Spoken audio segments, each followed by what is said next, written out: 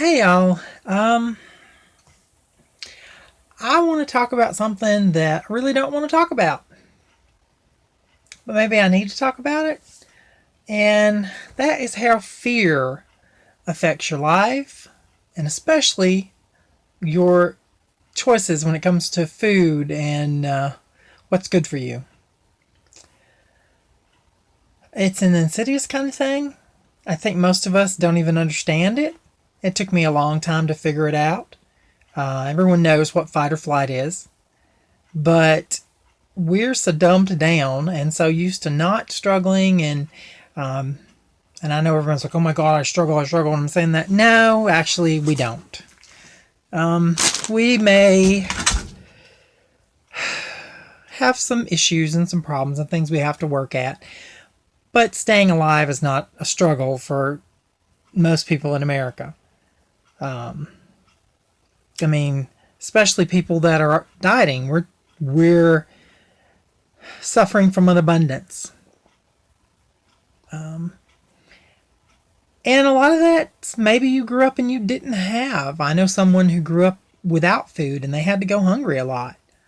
And now they're obsessed with food. And to the point they will save one bite in a tiny little container because they just can't throw food away.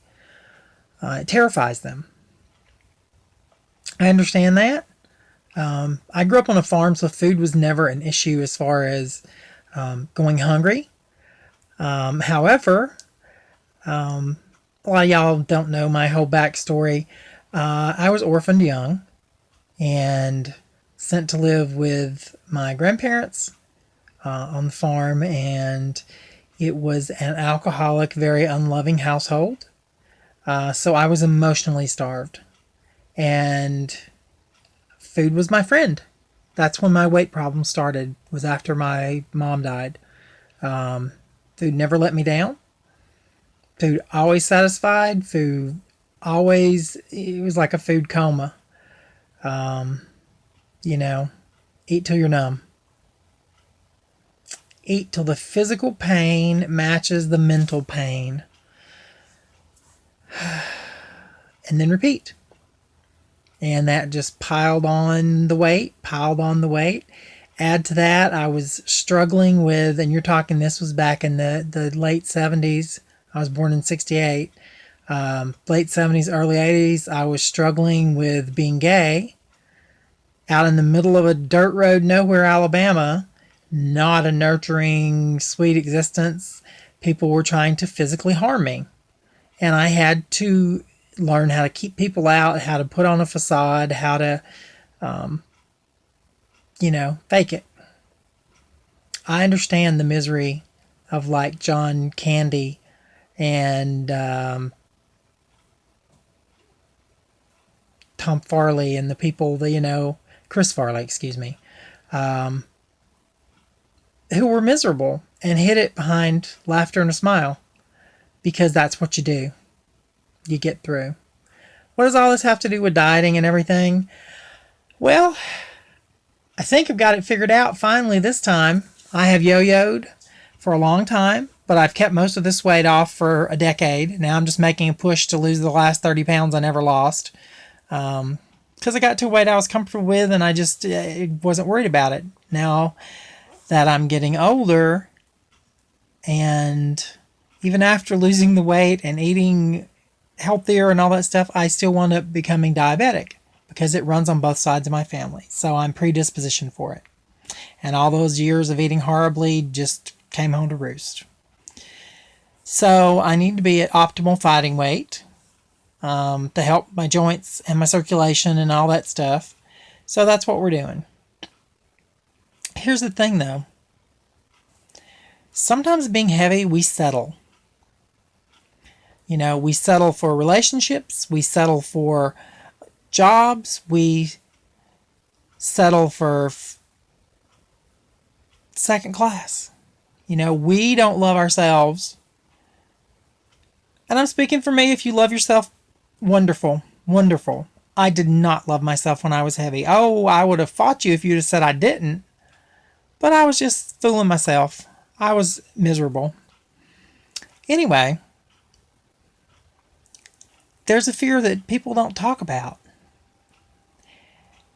Because fat is a prison. It really is. It locks you away better than any prison cell. But the flip side of that is fat's a safety blanket. Yeah, I didn't get the job because I'm fat. No one loves me because I'm fat. I can't do that because I'm fat. I don't deserve that because I'm fat. Because I'm fat is the excuse for living a life that's less. And the really insidious evil fear that people really, I don't think, get, but if you listen to me, will explain a lot. Everyone's been on the diet and been doing really well and getting close to the goal weight and then just fuck up and go into full-blown gain it all back mode. Most of us more than once. That's brought on by fear of success.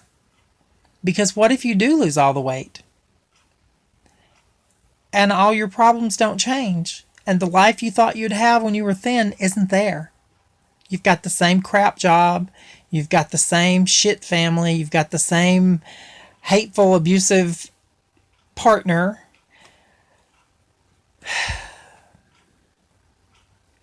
And now you have no excuse.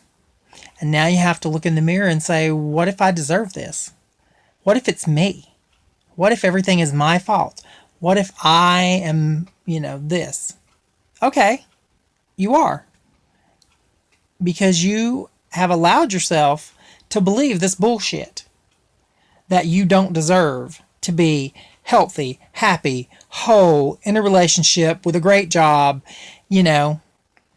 fat or thin. It really doesn't matter. Every single person on this earth deserves to be happy and whole. And that includes you if you're watching this video. So, don't let that fear of success sneak up and bite you in the ass and ruin what you have worked so hard for. You deserve each and everything you've ever dreamed of. And you can accomplish so much more than you think you can. And every failure is just a stepping stone to get you to success. You think the light bulb got discovered the first time? It was like the 1000th try. But imagine if he had quit. Then we'd all still be sitting in the dark. Persevere. Sometimes, as awful as it is, you gotta switch into that suck it up buttercup mode and just pretend that it's going to be okay, even if you don't feel it. Keep pushing through, and tell yourself it's going to be okay, it's going to be okay, it's going to be okay. And you know what? Eventually the lie becomes a truth. Because it's what you draw to you. And if you hang on to positivity and good vibes, that will come into your life. Now, no one else may be helped or inspired or enlightened by this at all. And it's really scary for me to put it out there. Because this, to me, feels very vulnerable. Because I'm really opening up a part of me I don't share very often. I'm usually smiles and laughter and snark. This was all brought on tonight by a Chick-fil-A sandwich. Because I went to work, we had to work overtime, but only half a shift. And because it was a holiday and they asked us to work, they got Chick-fil-A for everybody in the break room. And it was free. And without thinking, I was going to get it. Now, I was going to throw the bun away and pull the breading off the chicken. But then I got to thinking about it. I was like, okay, A, I'm not hungry. B, I don't even like Chick-fil-A because I don't like what they stand for. Politically, they're pretty horrible, horrible people that really want my kind to be dead. So, don't want to support that in the first place. But even if you pull the breading and stuff off, that processed, horrible, sugar-laden meat is awful for you. But growing up, That's the mentality. Because I'm poor, been poor, have a lot of bills paid off, and that actually should be getting better. But, you're not going to find me at the organic freaking grass-fed section that's 3 times the expense. I can't afford that. I shop at Walmart. And I try and do the best I can with the carbs. But I can't pay $5 a pack for hot dogs. It's not happening. $2.50 is even rough for me to pay. I mean, I'm doing better now, but my head, I'm not spending that.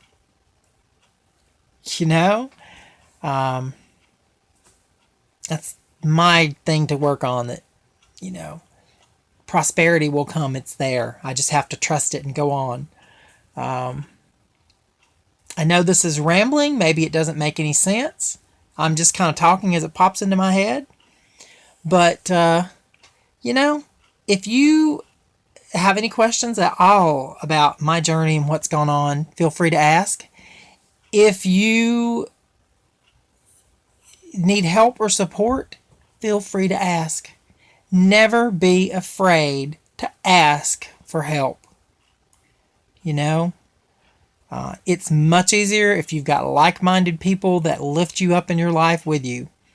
And if you have people in your life, and I'm sorry if they're even blood, that don't lift you up and try and help you to get to that better spot for you, sometimes you have to walk away and cut people out. And that's really, really been an issue for me, and really hard for me, because I have severe trust issues and severe abandonment issues being orphaned. So I tend to hang on to people long after their expiration date, when they are no longer enhancing anything, when they are just an albatross tied around my neck. But I'm getting better with that too.